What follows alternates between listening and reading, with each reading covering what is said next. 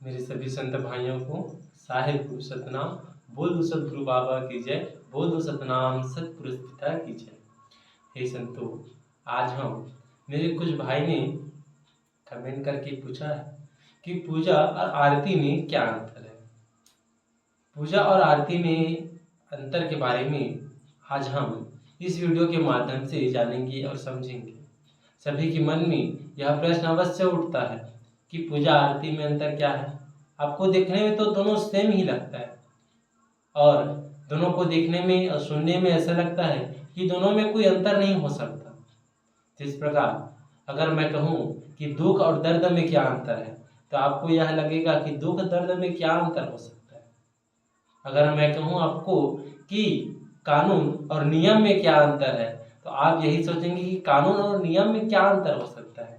लेकिन इसमें थोड़ा थोड़ा सा जो है थोड़ा थोड़ा सा अंतराल है। ऐसे तो बहुत भारी और बहुत ज़्यादा जमीन आसमान का ऐसे अंतर तो नहीं है, लेकिन अगर हम इसे ध्यानपूर्वक देखें तो दोनों में बस थोड़ा सा अंतर पाया जाता है। बस यह आप समझिए कि पिता का रूप पुत्र होता है। जिस प्रकार एक पिता का पुत्र होता है ठीक उसी प्रकार से अंतर रहता है। दोनों के बीच में एक पिता और पुत्र के बीच का अंतर रहता है।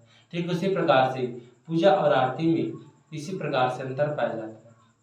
तो आज हम इस वीडियो के माध्यम से यही जानेंगे कि पूजा और आरती में क्या अंतर होता है। जो मेरी संत भाई ने पूछा बहुत अच्छा सवाल था कि पूजा आरती में क्या अंतर होता है और आपको जानना भी चाहिए कि पूजा आरती में अंतर क्या होता है, किस प्रकार से होता है।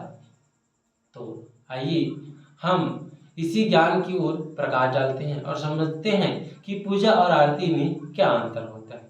वैसे तो हम बहुत जगह और बहुत से कथा में पूजा करते हुए और आरती करते हुए देखा है, सुने हैं।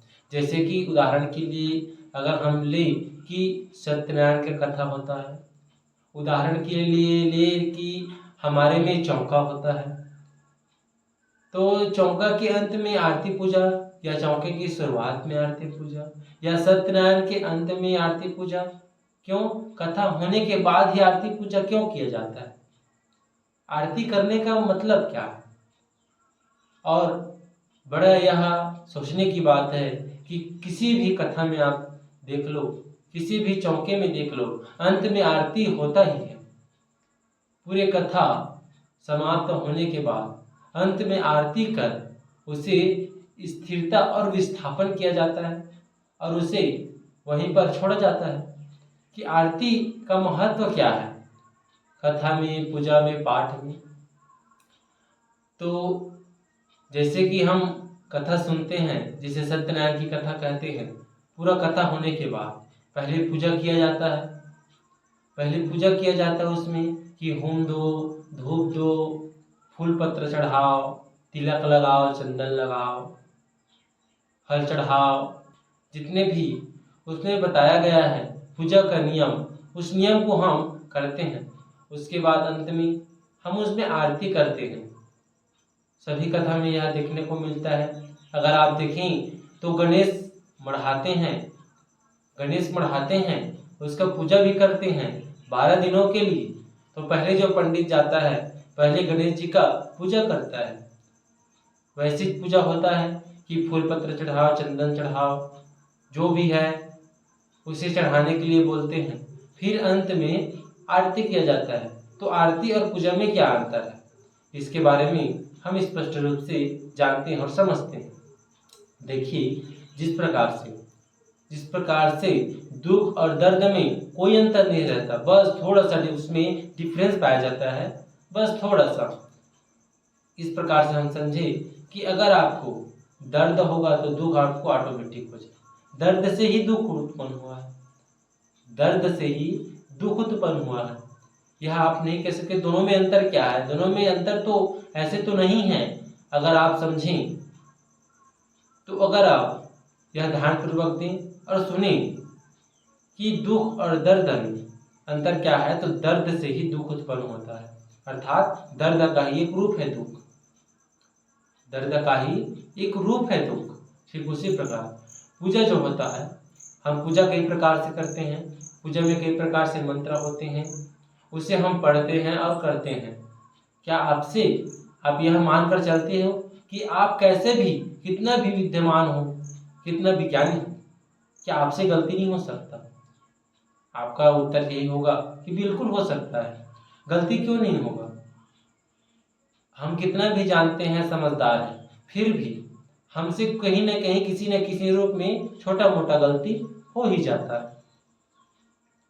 ठीक उसी प्रकार पूजा में अनेक प्रकार के मंत्र पाए जाते हैं। उस मंत्र को बोलते हैं, जैसे हम बोलते हैं कि बाबा जी का अगर हम पूजा आरंभ करते हैं तो हम कैसे करते हैं कि हम कहते हैं पहले जल जागे थल जागे। हम पहले कहते हैं कि जल जागे थल जागे, जल थल के जागे जीवरा, और खोलो शरीर गंगा, आत्मा करो स्थिर। इस मंत्र को बोलकर हम गुरु घासीदास बाबा जी का पूजा आरंभ करते हैं। फिर उसके अंत में हम आरती के माध्यम से उसे पूर्ण करते हैं। तो मैं आपको यही बताने का और समझाने का प्रयास कर रहा हूँ कि हम पूजा जो करते हैं उसमें जो भी मंत्र और जो भी उसमें नियम विधि बताया रहता है उसे हम फॉलो किया करते हैं और उसी के अनुसार चलते जाते हैं। क्या आप यह मानकर चलते हैं कि आपसे वह पूजा करते हुए, उस विधि का पालन करते हुए आपसे कुछ त्रुटि हो जाए, तो उसी की पूर्ति के लिए जो पूजा में जो मंत्र रहता है, जो उसमें विधि रहता है, पद रहता है, उस पद को कहने में त्रुटि हो जाए, इसमें पूजा में जो आपको त्रुटि दिखाई देता है उसी की पूर्ति के लिए आरती किया जाता है। उसी के पूर्ति के लिए आरती किया जाता है। अगर पूजा में किसी भी प्रकार से मंत्र बोलने में या पद को उठाने में या नियम का पालन करने में किसी भी प्रकार से अगर त्रुटि हो गई हो तो उसे आरती के माध्यम से उसे पूर्ण किया जाता है। और आरती के माध्यम से यह भी कहा जाता है कि अगर पूजा में किसी भी प्रकार से त्रुटि हो गया होगा तो मुझे उसके लिए क्षमा करना। आपने देखा होगा कि आरती के अंत में भी कहते हैं कि किसी भी प्रकार से त्रुटि हो जाए तो हमें क्षमा करना, हमें माफ करना।